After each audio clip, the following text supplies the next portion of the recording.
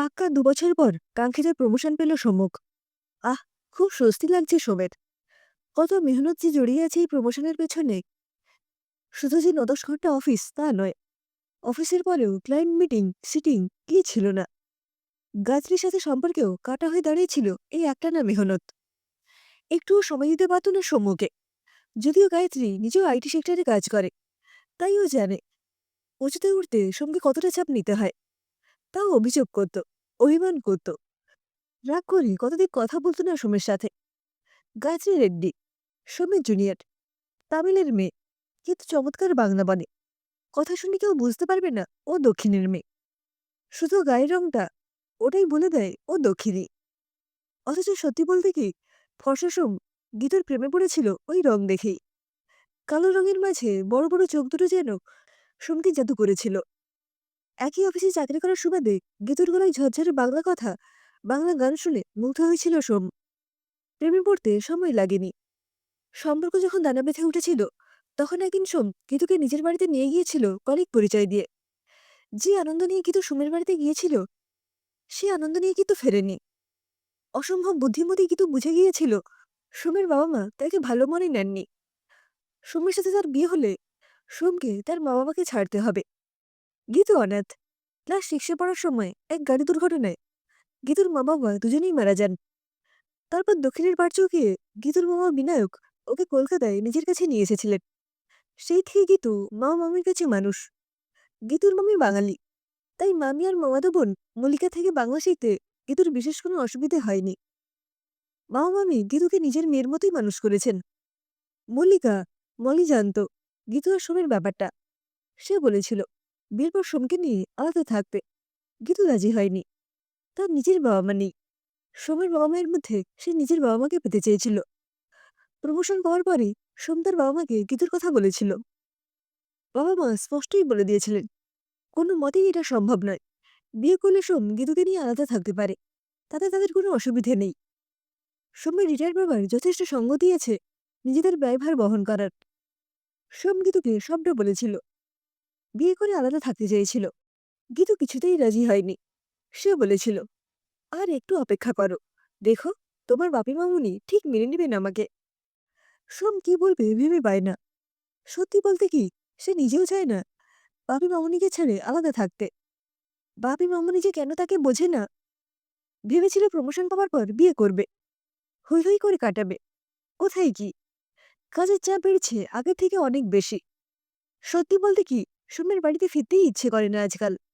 বাপি মামুনি সোমের উপর যে অসন্তুষ্ট তা সোম বোঝে, কিন্তু তারই বা কি করার আছে। ছুটির দিনগুলো সোম গীতুর সাথে কাটায়। কখনো গঙ্গার ঘাটে, কখনো ময়দানে, কখনো বা নন্দনে। কোথা দিয়ে সময় কেটে যায় বুঝতে পারি না দুজনে। কত কথা, কত গল্প, সব শেষ হয় একটা কথাতেই। এইভাবে আর কতদিন।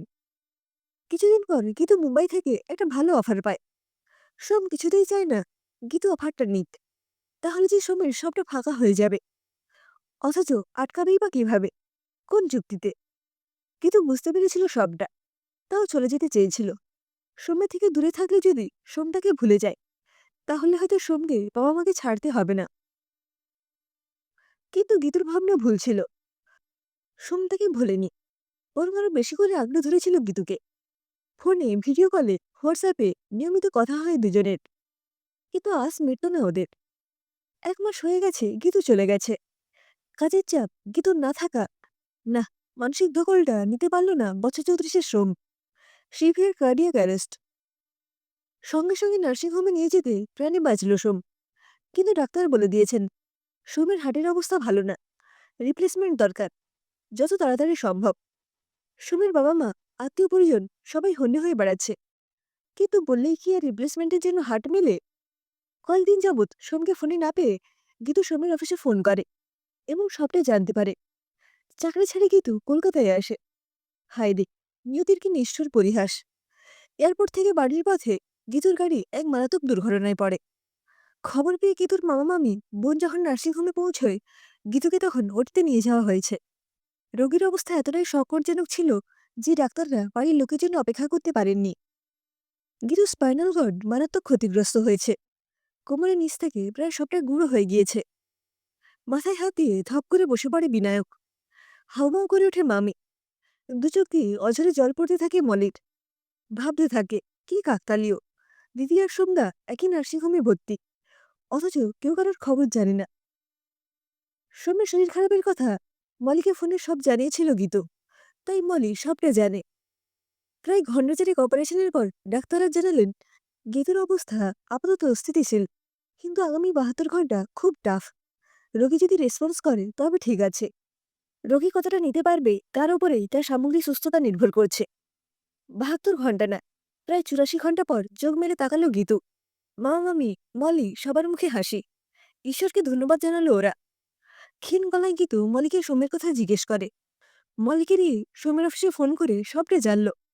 তারপর মলিকে বলল, বোন, আমার হয়ে একটা চিঠি লিখে দিবি, কেউ যেন না জানতে পারে। নার্সিংহোমের বিছানায় শুয়ে শুয়ে খুব আস্তে আস্তে অনেকটা সময় নিয়ে বলে গেল গীতু, আর চোখে চলে ভাসতে ভাসতে কাগজের ওপর কলম চালালো মলি। মামনি বাপি, এই প্রথম আর শেষবার তোমাদের এই নামে ডাকলাম, রাগ করো না। সৌম্যের বাবা মা যে আমারও বাবা মা। হোক না সে কালো, পারবে না তাকে একেবারের জন্য মেয়ে ভাবতে। মা, তোমার ছেলের খবর আমি পেয়েছি, তাকে দেখতেই আসছিলাম, কিন্তু কি বলতো, তোমাদের মতো ঈশ্বর বোধহয় চাননি সৌম্যের জীবনে এই কালো মেয়ে ছায়া পড়ুক। ওসব কথা থাক, একটা কথা তোমাকে বলি মা, যদি আমি চলে যাই তবে আমার হাতটা তোমার ছেলের বুকে বসাতে অনুমতি দিও। গঙ্গার ঘাটে অস্তগামী সূর্যকে সাক্ষী রেখে আমি আর তোমার ছেলে সেই কবে হৃদয় বদল করেছিলাম। আর সেই জন্যই হয়তো দেখো, আমাদের যৌথ জীবনে আর কখনো সূর্যোদয় হবে না। যাবার আগে শুধু একটা কথা বলে যেতে চাই, সোম ভালো হয়ে গেলে একটা ফর্সা মেয়ে দেখে ওর বিয়ে দিও। ও পড়তে চাইবে না জানি, কিন্তু তোমরা ওকে বলো, এইটা আমার শেষ অনুরোধ। আমি তো সময়ের সাথে অচ্ছেদ্য বন্ধনে জড়িয়ে যাব, তার প্রতিটা শ্বাস প্রশ্বাসে যেই কালো মেয়েটাই থাকবে।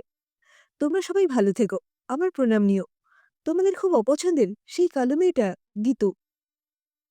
গীতু মলিকে বলেছিল, বোন, যদি বেঁচে যাই তবে তো ঠিক আছে, কিন্তু খারাপ কিছু হলে মামাকে চিঠিটা দিস। দিন 15 পর গীতু দ্বিতীয় অপারেশনের আগে গীতু সোমকে ভিডিও কল করে। সোমের হার্টের অবস্থা ভালো নয় বলে গীতুর কথা জানানো হয়নি। সোম জানে গীতু মুম্বাইতেই আছে। সোম নিজের খবর গীতুকে দেয়নি। সোম শুধু গীতুর মুখটা দেখতে পেল। বলল, চলে এসো গীতু, তোমাকে ছাড়া আমি বাঁচব না। চোখে চলে ভাসতে ভাসতে হাসি মুখে গীতু বলে, কোনো চিন্তা নেই সোম, এই কালো মেয়েটা সবসময় তোমার কাছেই থাকবে, চাইলেও তুমি তাকে আলাদা করতে পারবে না। হাসতে হাসতে সোম বলে, শরীরটা একটু খারাপ হয়েছে জানো, একটু ভালো হয়ে গেলেই তোমার কথা সত্যি করব। সবসময় তোমাকে আমার কাছে ধরে রাখব। পরের দিন গীতু স্পাইনাল কর্ডের দ্বিতীয় অপারেশন হলো, কিন্তু অপারেশন টেবিলেই গীতু কোমায় চলে যায়। আরও 7 দিন পর গীতুর ব্রেন ডেথের কথা ঘোষণা করলেন। মলি কাঁদতে কাঁদতে গীতুর চিঠি বিনায়কের হাতে তুলে দেয়। চিঠিটা পড়ে ভাবির জন্য বিনায়কের বুকটা তুমড়ে মুচড়ে ওঠে। বুকে পাশের মেধে বিনায়ক সব উদ্যোগ নিয়ে গীতুর পরিচয় গোপন রেখে গীতুর হাট দান করে সোমকে। দানপত্রে সই করার সময় বিনায়ক মনে মনে বলে, মারে, বিয়ের আসরে যার হাতে তোকে তুলে দেওয়ার কথা ছিল, আজ তাকেই তোর হৃদয়টা দান করছি রে মা। একবার দেখে যা না মা, সেই আনন্দে তোর মামার যে চোখে জল ধরে রাখতে পারছে না। সোমের হার্ট ট্রান্সপ্লান্ট সফলভাবে হয়ে গেছে। কলকাতায় কাগজে কাগজে কত খবর, কত ক্যামেরার ঝলকানি। মলি বলেছিল গীতু চিঠিটা সোমের বাবা মায়ের হাতে তুলে দিতে। বিনায়ক বলেছেন, এখন না, আর কটা দিন যাক, সোম সুস্থ হয়ে বাড়ি ফিরুক, তারপর নিজে গিয়ে চিঠি দিয়ে আসবেন। কেটে গেছে প্রায় 2 মাস। সোম বেশ ভালো আছে, আর কিছুদিন পর রোজগার জীবনে ফিরবে। সব আছে, শুধু গীতু হারিয়ে গেছে। কোথায় যে গেল মেয়েটা। একদিন সন্ধে বিনায়ক এলেন সোমের বাড়িতে।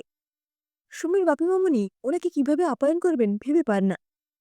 বিনায়ক যে ওনাদের কাছে দেবদূত, সেদিন উনি নিজে থেকে এগিয়ে না আসলে হয়তো সোমকে বাঁচানো যেত না।